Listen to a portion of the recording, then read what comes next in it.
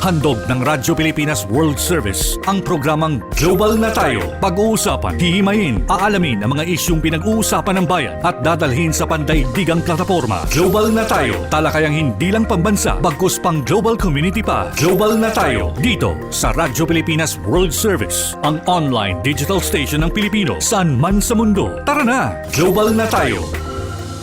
Muli po isang mapagpalang pagbati ngayong umagang ito ng Biyernes. Ikalima na po tayo sa buwan ng Setyembre. Ito po ang programang Global na Tayo at ako po ang inyong lingkod, Ray Sampang. Ang programang Global na Tayo atid po sa inyo ng Radyo Pilipinas World Service. Ang Radyo Pilipinas World Service, ang online digital platform at ang overseas broadcast ng Presidential Broadcast Service Bureau of Broadcast Services na nasa ilalim po ng patnugot ng Presidential Communications Office. Kami po inyo nasusubaybayan sa pamamagitan po ng ating Facebook Broadcast Live. Sa inyo pong mga Facebook browser, type lamang Radyo Pilipinas World Service. Gayun din po sa ating YouTube channel. Sa inyong YouTube channel, type lamang YouTube browser, i-type lamang Radyo Pilipinas World Service. And of course, ang ating pong real-time, on-time, audio live streaming. Ano po, i-download kung kayo po may mga cellphone, pwede po yan, laptop at saka sa desktop, pwede rin po yan. Ano po? Sa inyong mga cellphone, kung kayo may gamit na smartphone, punta lamang po kayo sa Google Play. At kung kayo naman ay may iPhone, punta lamang po kayo sa App Store at i-browse nyo lamang doon PBS eBox or eBox PBS Receiver. E as in elephant, V as in Victory, O as in October, X as in Xerox. At kapag na-download nyo po yan, itap nyo lang at makikita nyo na sa inyong mga cellphones, laptops, or desktops ang mga tile icon ng mga himpilan sa ilalim ng Presidential Broadcast Service.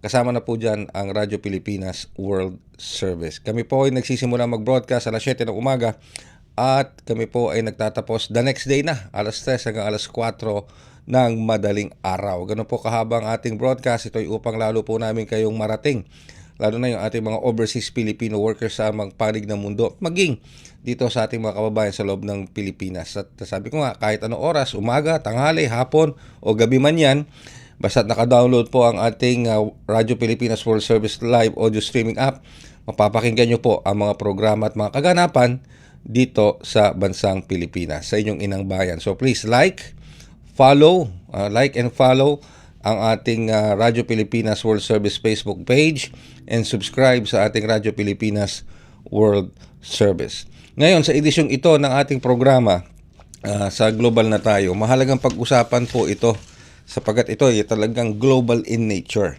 Kasi ang pinag-uusapan po natin dito ay ang ating mga Filipino seafarers at gayon din ang industriya na tinatawag na shipbuilding and ship repair. Okay?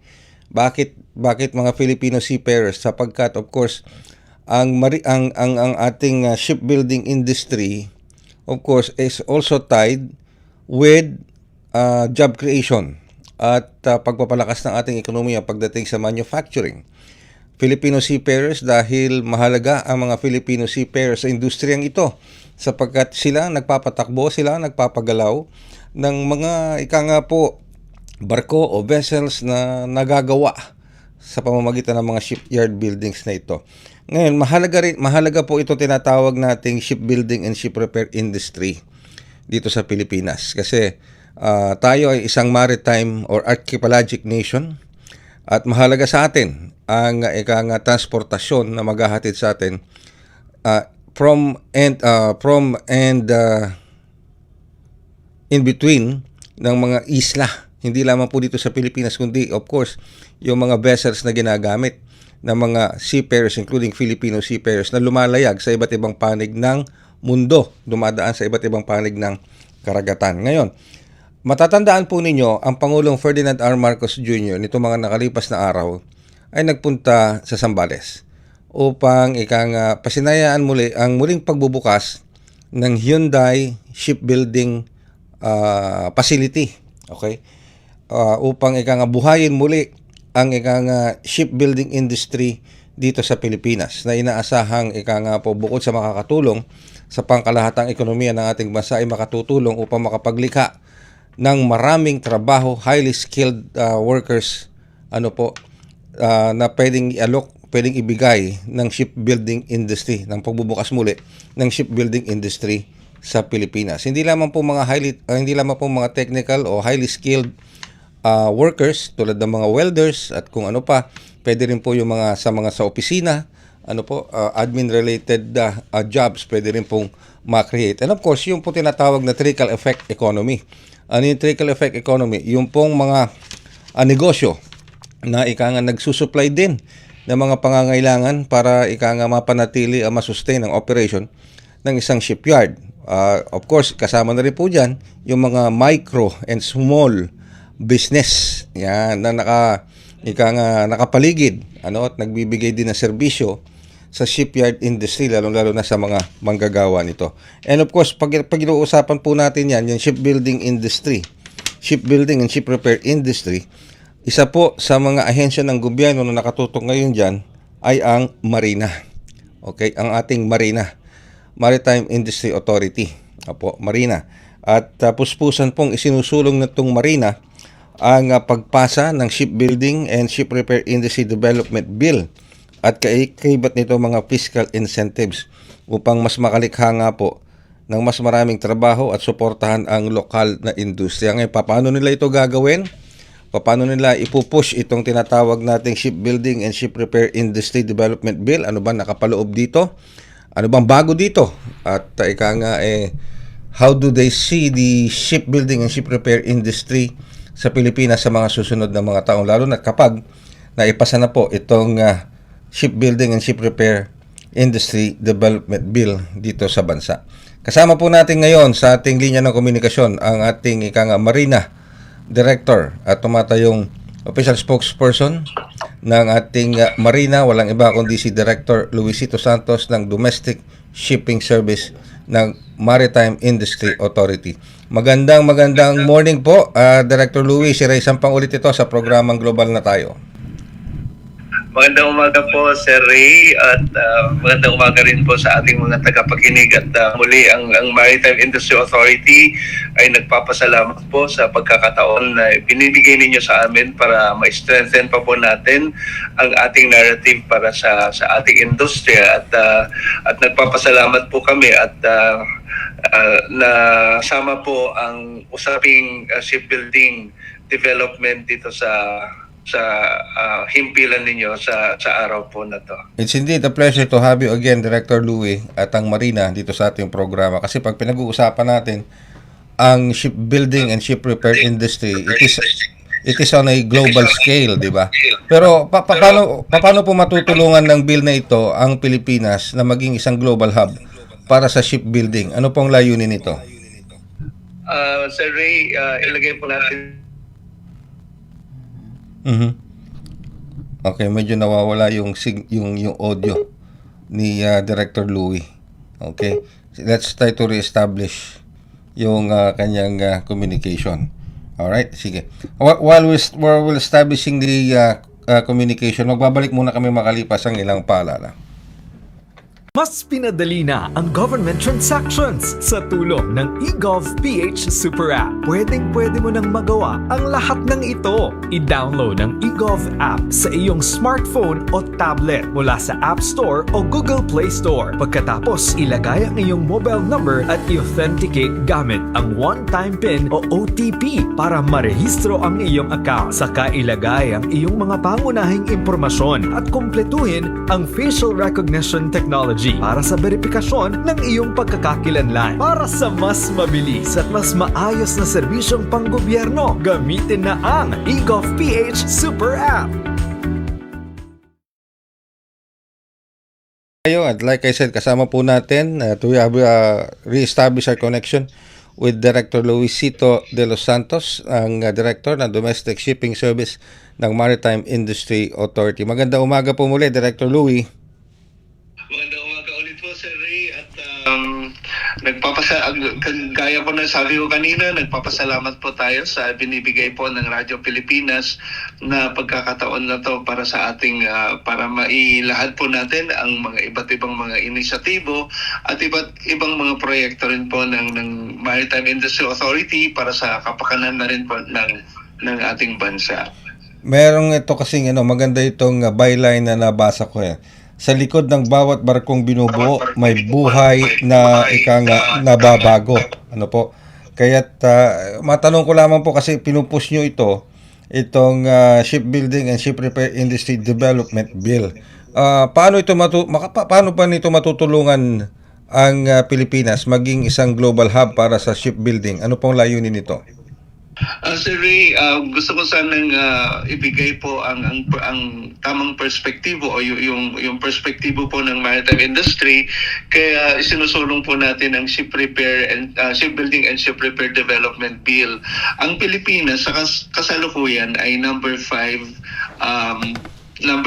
po top shipbuilding nation dito po sa buong mundo. So number 5.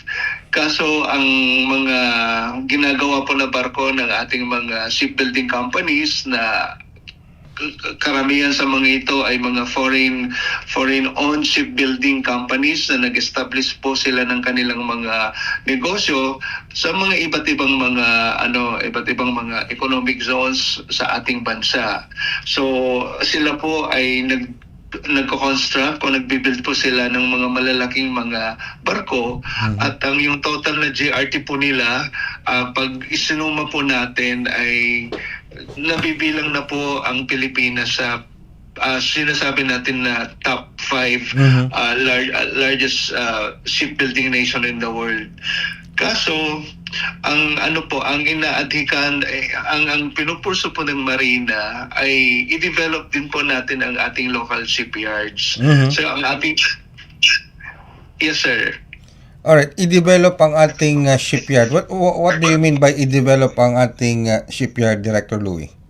Yung local shipyards po natin, ang ating mga local shipyards, naghihingalo rin po sila. So, meron po tayo kasing dalawang klase ng shipyards. Ito yung mga ito yung mga multinational foreign shipbuilding companies na na-establish po dito sa mga economic zones natin. Ang sinasabi po natin na local shipyards ay ito yung mga negosyo na itinayo ng ating mga kapwa Pilipino na nangangailangan din po ng suporta ng gobyerno. Kasi if we want really to be serious in our modernization sa domestic shipping natin, kailangan natin na handa po tayo na mag-deploy ng mas marami pong mga barko para sa mga local requirements natin. Yung mga foreign shipbuilding companies, they cater to the requirements of the international seaborne trade. Ito yung dito sa Pilipinas, palaging may issue po tayo sa sinasabi natin na maritime safety. Totoo po 'yun. Kasi ang pag ninegosyo po sa domestic shipping natin ay capital intensive po 'yan. So kung madi-develop natin ang ating local shipbuilding at mabibigyan po natin sila ng karapatang ng mga support, financial scheme na sinasabi po natin o tax holidays, mas magkakaroon po tayo ng mga iba't ibang mga barko na po pwede po sa ating mga karagatan dito sa Pilipinas. We cannot just phase out yung mga existing na mga ships po natin kasi wala naman po tayong ipapalit. Okay. Pero Director Louie, matanong ko lang, yung bang mga concerns na nababanggit mo tungkol dito sa ating local shipyard industry na pag-aari ng mga kababayan nating Pilipino, nakapaloob ba yung mga concerns na yan at may mga dapat na tugunan na kasama dito sa tinatawag po dito sa Shipbuilding and Ship Repair Development Bill? Po Sir Ray, sa mga bagong local shipbuilding companies, yung mga nagsisimula pa lang, may suporta naman po ang mga kasalukuyan na batas po natin, kagaya po ng support ng Board of Investments ng DTI. Meron din po tayo doon sa Create Law na sinasabi. Ang pinapatungkulan po natin dito ay ang mga existing na mga shipbuilding companies po natin natin na nangangailangan din po ng suporta para mabago po ang kanilang mga pasilidad. Tapos kailangan din po natin na i-train ang ating mga kasalukuyan po ng mga shipyard workers na naging loyal din sa mga iba't ibang mga companies. Okay. Di ba late kamakailan nagpunta ang Pangulo, if I'm not mistaken, sa Zambales or Bataan upang ikapangunahan muli yung muling pagbubukas ng Hyundai Shipbuilding o Shipyard. Kasama ba ito sa muling inaasahan nating bubuhay pa sa local ship building and ship repair industry natin? Tama po Sir Ray, kasi yung mga dati po sa Hanjin po yan, at yung mga workers po natin na nasa Pilipinas pa rin ay pwede rin pong bumalik sila, at ang mga natitrain po natin sa TESDA na mga shipyard workers, pwede pong mabigyan po sila ng employment opportunities ulit. So ibig sabihin, mas aangat pa siguro ang kakayahan ng Pilipinas sa mag-construct po ng mga malalaking barko. Pero inuulit ko po, while it's true na that will generate employment opportunities for our people, tapos yung volume ng barko na pwede nating i-construct ay mas madadagdagan pa, pero at the back of our mind, isipin din po natin yung ating mga local shipyards. Yung mga local shipyards po natin, kailangan po ng suporta ng modernization ng kanilang facilities. Mahal po kasi yung mga ginagamit din po natin na mga pyesa, mga para i-modernize ang kanilang mga kagamitan din po. Matanong ko lang, Director Louie, ilan ba ang local shipyards o pag-aari o ino-operate ng mga Pilipino dito sa Pilipinas? Mahigit the combined total parang may 130 plus po tayo. Hindi ko lang dala ngayon yung stats. Pero yung mga local shipbuilding companies po natin, may kakayahan naman po sila na mag-repair ng ating mga kasalukuyan na mga barko. Pwede rin po sila mag-construct ng mga barko for domestic consumption. Hindi po kasing laki ng ginagawa ng, for example, Chonisi and other large shipbuilding companies na operating dito sa Philippines. Okay. At itong nabanggit yung bilang ng mga shipyard na pag-aari ng kapwa natin mga Pilipino, mga local companies natin dito, they are scattered nationwide. Nationwide po, meron po tayo sa Navotas, meron po tayo din sa Cebu and some areas po dito rin sa Mindanao, meron din po tayo dito sa Luzon. Ang ang pinapakiusap po natin sa ating mga mambabatas na sana bigyan din po ng pansin ang maritime industry. We will not be able to pursue serious modernization sa domestic shipping natin. We will not be able to upgrade yung maritime safety unless we have to come up with programs and initiatives na mag-modernize po ang maritime transportation systems natin. At sa kasalukuyan po, meron po tayong 51 unserved routes. So ibig sabihin, nasa 2025 na po tayo, may mga isla pa rin po na kailangan pa natin dugtungan. So how can we phase out yung mga sinasabi natin na mga barko kung tayo mismo ang dami pang mga isla na dapat po natin na i-connect. So kailangan din po natin ang support ng shipbuilding para matugunan po yung pangangailangan po natin dito sa domestic shipping po. Nakikita ko, Director Louie, yung importansya ng isinusulong ninyo, lalo na ditong Shipbuilding and Ship Repair Development Bill.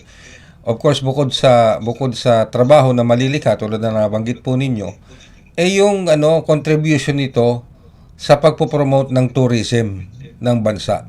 Kasi alam nyo naman, we are an archipelagic nation, di ba? Surrounded by waters, islands separated by waters.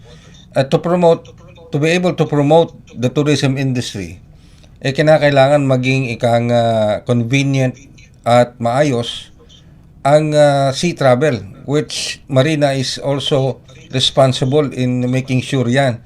And of course, masiguro din na may sapat tayong mga vessels, seaworthy vessels, na ika nga po, masisiguro naman natin na ito yung mga seaworthy sa pamamagitan ng ika nga pagmumonitor sa paggawa ng mga ito, lalo na kung may shipyard industry na tayong matatag.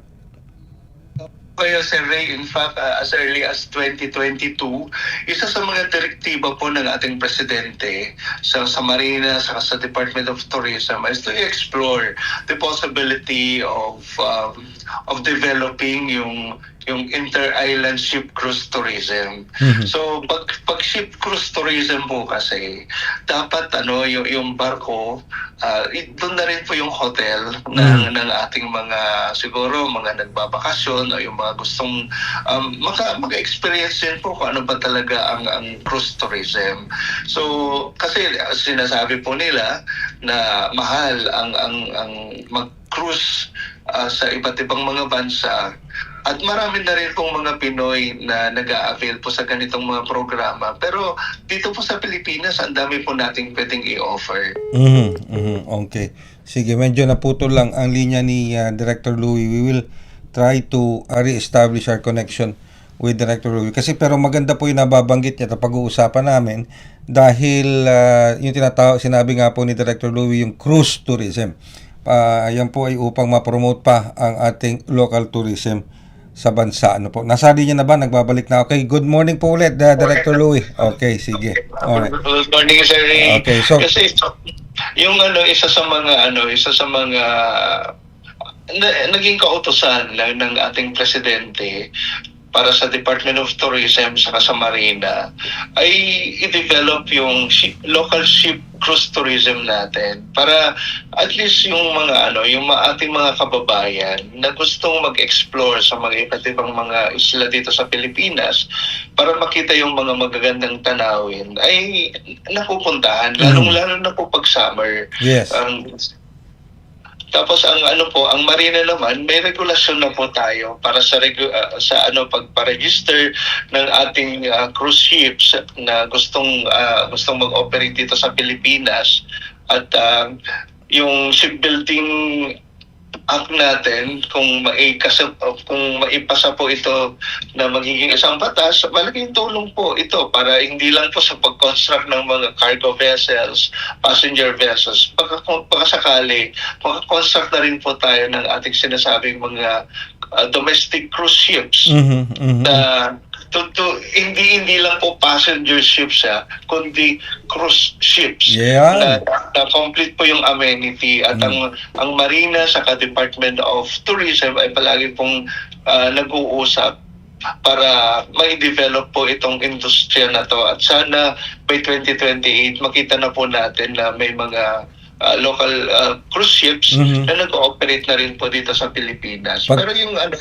may mga yung mga gustong magnegosyo rin po sa Pilipinas kahit 100% na foreign owned under sa ease of doing business na batas po natin dun sa amendment po ng Public Service Act, yung mga foreigners pwede na rin po silang magnegosyo dito sa Pilipinas provided that they have to establish a local shipping company dito sa atin.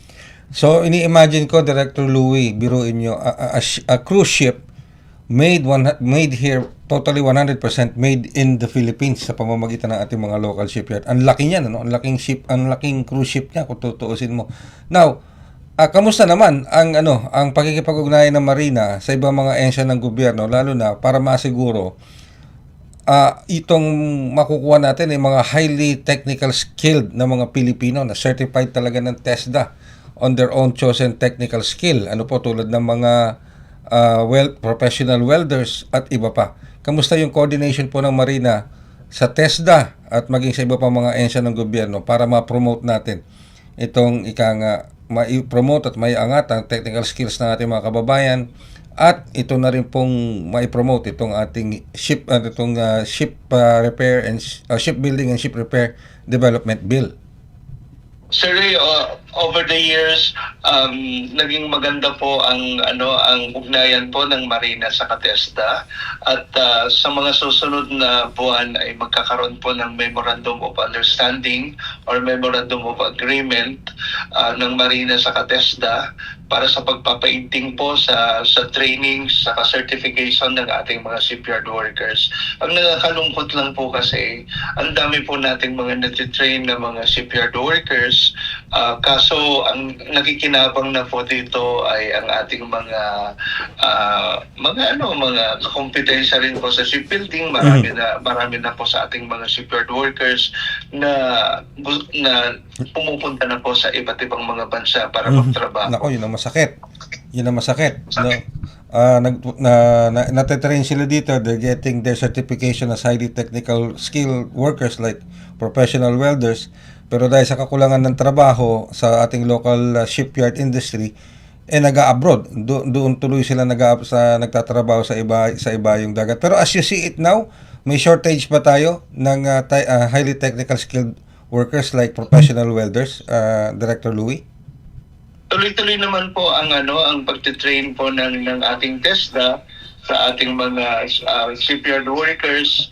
Ang lang po, sana makapagbigay po tayo sa kanila ng opportunities na mag-stay na lang po dito sa Pilipinas. Pero hanggat may kakulangan po ng oportunidad para sa ating mga trained and certificated na mga shipyard workers, siyempre pipiliin pa rin nila ang mga ibang bansa, because at the end of the day, pagkain po yung pinag-uusapan natin. Suporta po sa pamilya. Hanggat may pamilya ang kapwa natin Pilipino, ang palagi nating iniisip, ano ba yung pagkain na pwede kong ihain sa lamesa ng aking pamilya? Hanggat hindi po natin mapapasigurado na may sapat na oportunidad ng ating mga manggagawa, hindi lang po sa ating mga mga Filipino shipyard workers, mas pipiliin pa rin po nila ng mga ibang bansa. At sana itong Shipbuilding Development Act na sinusulong natin ay suportahan ng ating mga mambabatas. At matanong ko lang, Director Louie, halimbawa, dumating na yan sa puntong i-deliberate na yan sa Kongreso or sa Senado, yung development, yung bill na yan. Pag tinanong po kayo ng ating mga senador o ating mga mababatas, sasabihin nila, tanong nila, ilang trabaho ba ang tinataya nyo malilika sakali mang maisabatas itong Shipyard and Ship Repair Development Bill? Madami pong mga malilikang mga trabaho. Kasi una, pag ma-rehabilitate po natin ang ating mga existing mga shipyards, hindi lang po hundreds ang pwedeng ma-generate ng mga employment opportunities. Tapos kung nagko-construct na po sila ng mga bangka, may multiplier effect na po yan. Mga small boats na pwede na pong mag-connect sa mga iba't ibang mga isla sa Pilipinas. And in fact, pag the more ships that we build, siguro pwede na po natin isulong yung makatotohanan na sinasabi natin na domestic ship modernization program.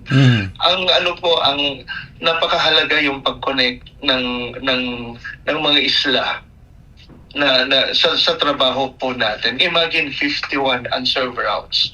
Ano kaya yung nangyayari sa mga kababayan natin doon, sa mga isla na walang nagseserbisyo ng mga bangka o mga barko. Alright.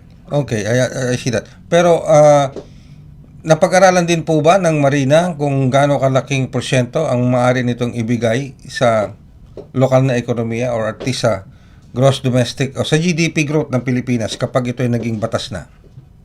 Sir, wala lang akong mga figures ngayon. Napag-aralan po natin lahat yan. Nagkaroon po tayo ng masinsinan na cost-benefit analysis at kasama po natin dito ang Presidential Legislative Liaison Office at nagkaroon na rin po tayo ng mga engagement ng mga iba't ibang mga ahensya na may kinalaman sa pagpapatupad ng batas ng shipbuilding and ship repair kung sakali man ito ay ipapasa po ng ating mga kongreso. Hindi lang po 100, hindi lang po 200, pero it will mean thousands of opportunities for our shipyard workers. At the same time, income din po sa ating gobyerno by the taxes na pwedeng ma-generate sa rehabilitation and eventual operationalization ng ating mga shipyard facilities. At ang isa pa po, kapag kaya na rin po natin na mag-construct ng mga requirements natin para sa naval defense natin in the Okay. long term. Alright, that's good. Maganda yung nabanggit nyo sa mag-construct tayo ng mga naval defense natin. Maganda po yan. Pero syempre, kapag tatayo tayo ng mga shipyards o ship repair facilities, lahat po ng mga clearances niyan, lahat ng mga permits niyan, kinakailangan po dumaan sa marina. Yes po. Dumadaan sa marina at tayo ay naka-streamline po ang ating mga processes. At ang marina po ay pwede kong may pagmalaki na yung sa sinasabi natin na regulatory impact assessments, ang marina sa award po ng ARTA last year, ang marina po ang nag-top. So ibig sabihin, lahat po ng polisiya ng marina ay dumadaan sa masinsinan po na regulatory impact assessment. At pinapag-aralan din po natin ang burden ng ating mga stakeholders. At fully automated na rin po ang marina sa pag-a-apply ng mga dokumento ng ating seafarers at the same time yung ating mga ship owners. Alright, and of course, Buong Pilipinas po. Buong Pilipinas. kasama na dyan Director Louie sa pag-i-issue ng mga permit and clearances, yung paniniguro dun sa safety ng workplace, pati yung kaligtasan ng ating mga manggagawa. Yes po, Sir Ray. Pinapasigurado po natin na ang batas ay tutugunan lahat ng mga pangangailangan ng ating mga shipyard workers, hindi lang po sa training and certification, kasama na rin po dito sa kanilang safety while at work. At the same time, support sa pagpapaigting pa ng ating industriya. Alright, pero ika nga dito, matanong ko lang Director Louie, siguro I'm winding down to my last question, is nasaan na ba itong bill na ito? Nasa kongreso ba ito ngayon? At anong committee level na siya? Naka-file na po ito sa Congress. So, umaasa po tayo na ito-table na po ito sa Committee on Transportation.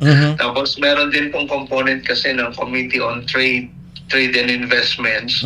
So sana magkakaroon din po tayo ng champion po sa Senate kasi while it's true na meron na po tayong mga champions doon sa House of Representatives, sana makahanap din po tayo ng kaalyado sa Senado para pansinin din po ang kahalagahan ng ating sinusulong na batas sa shipbuilding and ship repair, because at the end of the day we are a maritime nation. So it's our national responsibility and obligation to ensure that all islands are connected and that we benefit kung doon sa sa mga resources na meron tayo. At the same time, Alright, naputol ulit ang ating linya, parang may timer tayo.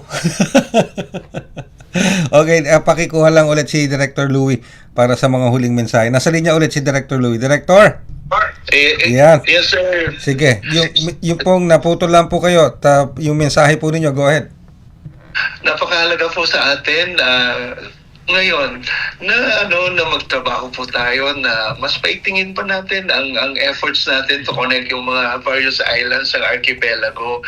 Sinasabi natin na Gen Z na tayo, pero marami pa rin po tayong mga kababayan sa laylayan na kailangan po natin silang bigyan ng serbisyong pandagat. Yung mga mag-aaral na sana mabigyan din po sila ng disente na masasakyan, whether bangka or small boats. So kailangan po talaga natin ang shipbuilding and ship repair kasi hindi naman po lahat ng mga Pilipino ay kaya rin pong bumiyahe sa pamamagitan po ng eroplano. Alalahanin po natin na tayo ay isla at napakahalaga po na i-sustain din po natin ang ating tradition as a maritime nation. Alright, with that, Director Louie, maraming salamat sa oras na ipinagkaloob mo sa ating himpilan. Thank you very much. At mahalaga na pag-uusapan natin to sapagkat like you said, tayo isang archipelagic nation. We are a country surrounded by water, separated by water, at napakaraming mga opportunities na pwedeng ma-develop, napakaraming mga opportunities na pwedeng ma-explore sa iba't ibang sangay ng ating ekonomiya sa tulong ng mas maganda, mas pinalakas, mas pinaiging maritime industry sa pamamagitan nitong pinupush ninyong Shipbuilding and Ship Repair Industry Development Bill. Maraming salamat po, Director Louie. Salamat po, Sir Ray, at mabuhay po kayo. Si Director Luisito de los Santos ng Maritime Industry Authority o Marina. Sa pamamagitan po ng ating panayam na yan sa Marina, tayo po yung nagpipinid na ng isa pang edisyon ng programang Global na Tayo. Kasama ang Global na Tayo team mula po sa ating Master Control, si Mr. Milo Jonela. And of course sa ating Wirecast, si Hero. And sa ating live audio streaming, kasama naman natin si Leo. And of course ang ating executive producer for today, si Mr. Jerome Toledo. Ako naman po yung lingkod, Ray Sampang. Hanggang sa susunod na edisyon ng Global na Tayo. Handog ng Radyo Pilipinas World Service ang programang Global na Tayo. Pag-uusapan, hihimayin, aalamin ang mga isyung pinag-uusapan ng bayan at dadalhin sa pandaigdigang plataforma. Global na Tayo, talakayang hindi lang pambansa, bagkus pang global community pa. Global na Tayo, dito sa Radyo Pilipinas World Service, ang online digital station ng Pilipino saan man sa mundo. Tara na, Global na Tayo.